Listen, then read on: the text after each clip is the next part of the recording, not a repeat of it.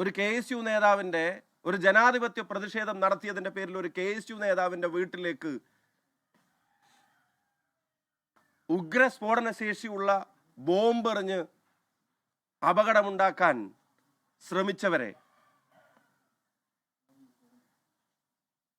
ചോറുണ്ടെന്ന് എല്ലാവർക്കും അറിയാം. ന്യായമായും അതിന്റെ പിന്നിൽ CPM തന്നെ ആയിരിക്കും എന്നുള്ള കാര്യത്തിൽ ആർക്കും സംശയം വേണ്ട. എറിഞ്ഞത് ആരാണെന്നുള്ളതിന്റെ സൂചനകൾ പോലീസിനോട് ഈ കുടുംബവും പറഞ്ഞിട്ടുണ്ട്. ഇതും രക്ഷാപ്രവർത്തന ദൗത്യത്തിന്റെ പട്ടികയിൽ വരുമോ എന്ന് കേരളത്തിന്റെ മുഖ്യമന്ത്രി മറുപടി പറയണം. ഈ അക്രമങ്ങൾക്ക് മുഴുവൻ പ്രോത്സാഹനം കൊടുക്കുന്ന തരത്തിലുള്ള പ്രസ്താവനകളുമായി കേരളത്തിന്റെ ആഭ്യന്തരമന്ത്രി കൂടിയായ മുഖ്യമന്ത്രി പദവിയിലിരുന്ന് താങ്കൾ കൊടുത്ത പ്രോത്സാഹനമല്ലേ ഈ പരമ്പരകൾക്ക് കാരണമായി തീരുന്നത്? നിങ്ങളുടെ പോലീസിന്റെ പാർട്ടി ഇടപെടൽ മൂലമുള്ള, പാർട്ടി നിർദ്ദേശം അനുസരിച്ചുകൊണ്ട് മാത്രമുള്ള അവരുടെ വീഴ്ചകളുടെ പേരിലല്ലേ ഇത് നിരന്തരം ആവർത്തിക്കപ്പെടുന്നത്? നിങ്ങൾ കാണണം, ഫേസ്ബുക്കിൽ കഴിഞ്ഞ 2 ദിവസമായിട്ട് വിതുൽ ബാലൻ എന്ന KSU നേതാവിനെതിരായിട്ട് വടകര സഖാക്കളും ഇവിടുത്തെ സഖാക്കളും ഒക്കെ കൂടി ഇടുന്ന പോസ്റ്റ് അഡ്വാൻസ് ആദരാഞ്ജലികളാണ് ഇടുന്നത്. അഡ്വാൻസ് ആദരാഞ്ജലികൾ എന്തിനാ? ഒരു കരിങ്കൊടി പ്രതിഷേധം നടത്തിയതിന്റെ പേരില? മനുഷ്യരുടെ കൈയും ജീവനും ഒക്കെ നഷ്ടപ്പെടുന്ന ഒരു വകുപ്പിന്റെ അനാസ്ഥക്കെതിരെ 2 മുദ്രാവാക്യം വിളിച്ചതിന്റെ പേരില? അഡ്വാൻസ് ആദരാഞ്ജലികൾ അർപ്പിക്കുന്ന സഖാക്കന്മാർ, അവന്റെ കമന്റ് ബോക്സിൽ വന്ന് നീ തീർന്നു എന്ന് പറയുന്നവർ, നീ ജയിലിൽ നിന്ന് ഇറങ്ങിക്കോട്ടെ, നീ അവസാനിച്ചു എന്ന് പരസ്യമായി പച്ചക്ക് ഭീഷണിപ്പെടുത്തുന്ന ആളുകൾ ഒരു കരിങ്കൊടി പ്രതിഷേധത്തിന്റെ പേരില? ഞാൻ ചോദിച്ചോട്ടെ, കേരളത്തിന്റെ മുഖ്യമന്ത്രി ആയിരുന്ന ഒരാളുടെ നെഞ്ചിലും നെറ്റിയിലും കല്ലെറിഞ്ഞിട്ട് എത്ര പേർക്ക് അഡ്വാൻസ് ആദരാഞ്ജലികൾ കേരളത്തിൽ പൊതുസമൂഹം നേർന്നിട്ടുണ്ട്? എത്ര പേരുടെ വീട്ടിൽ ബോംബ് എറിഞ്ഞിട്ടുണ്ട്?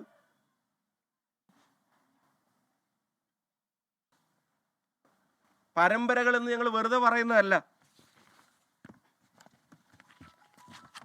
എൻ്റെ കയ്യിലുള്ളത് ഒരു FIR ആണ്. പിണറായി വിജയന്റെ പോലീസ് രജിസ്റ്റർ ചെയ്ത FIR. അതിനകത്ത് പറയുന്ന കാര്യം നിങ്ങൾ ശ്രദ്ധിക്കുക. 8/6/2024 രാത്രി 12 മണി കഴിഞ്ഞ് 5 മിനിറ്റും കഴിഞ്ഞ്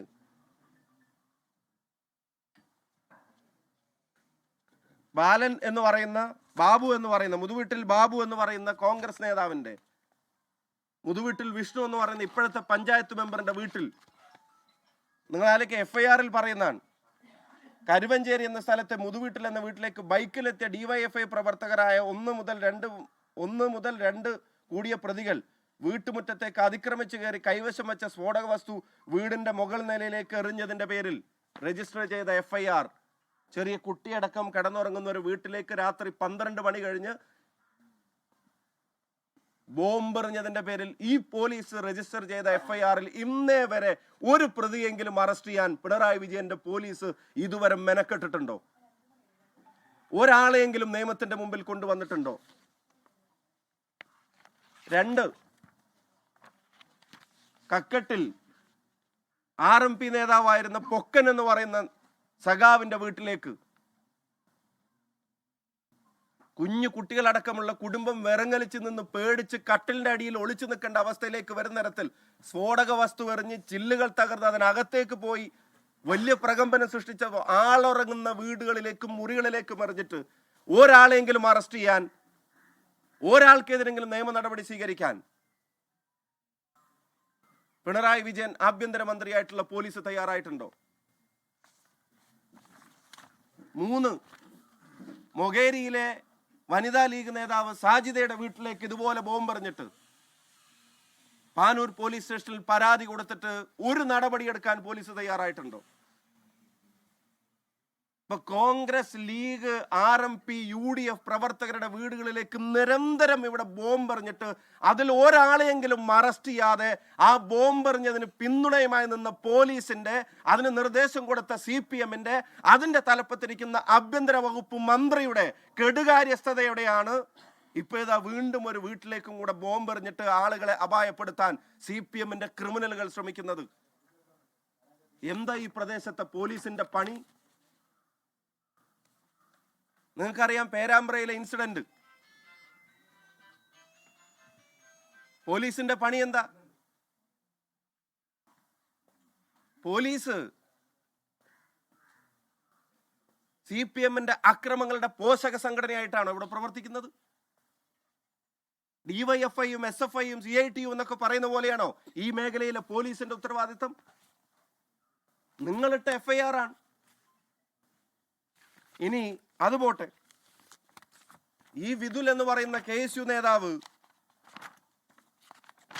ഇതിനു മുമ്പ് നേരിടേണ്ടി വന്ന അതിക്രമങ്ങളെ സംബന്ധിച്ച് പോലീസിന്റെ FIR നിങ്ങൾ കാണുക.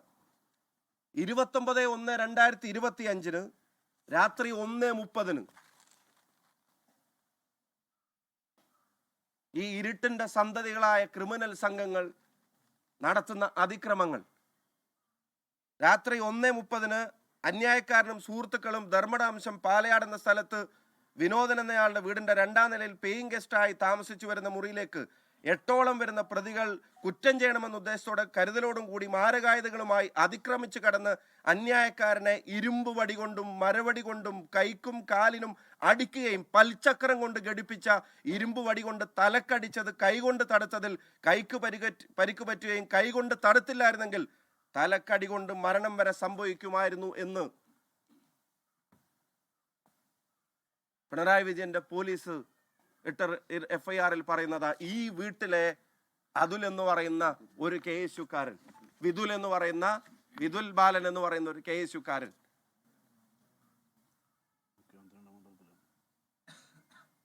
മണ്ഡലം ഏതാണെന്ന് ഞാൻ പറയണോ?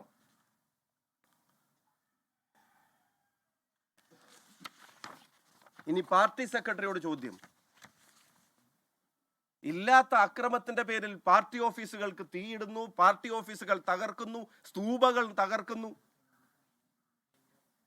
3 മണിക്ക് നടന്ന ഇൻസിഡന്റിനെ സംബന്ധിച്ച് കേരളത്തിലെ CPM-ന്റെ സെക്രട്ടറി പത്രസമ്മേളനം നടത്തിയിട്ട് പറയാണ്, അവിടുന്ന് കിട്ടിയ വിവരം അനുസരിച്ച് കഴുത്ത് പിടിച്ച് തിരിച്ചു. നിങ്ങളൊക്കെ സംപ്രേഷണം ചെയ്തല്ലേ, കൈകൾ പിടിച്ച് തിരിച്ചു. എവിടെയാണ് ഗോവിന്ദ മാഷെ? ഏതെങ്കിലും കേരളത്തിലെ കാഴ്ചയുള്ള ഒരാള് ആരോഗ്യമന്ത്രിയുടെ കഴുത്ത് പിടിച്ച് തിരിക്കുന്നത് കണ്ടോ? കൈകൾ പിടിച്ച് തിരിക്കുന്നത് കണ്ടോ? ഞങ്ങൾ വേണ്ട, നിങ്ങൾ കണ്ടോ?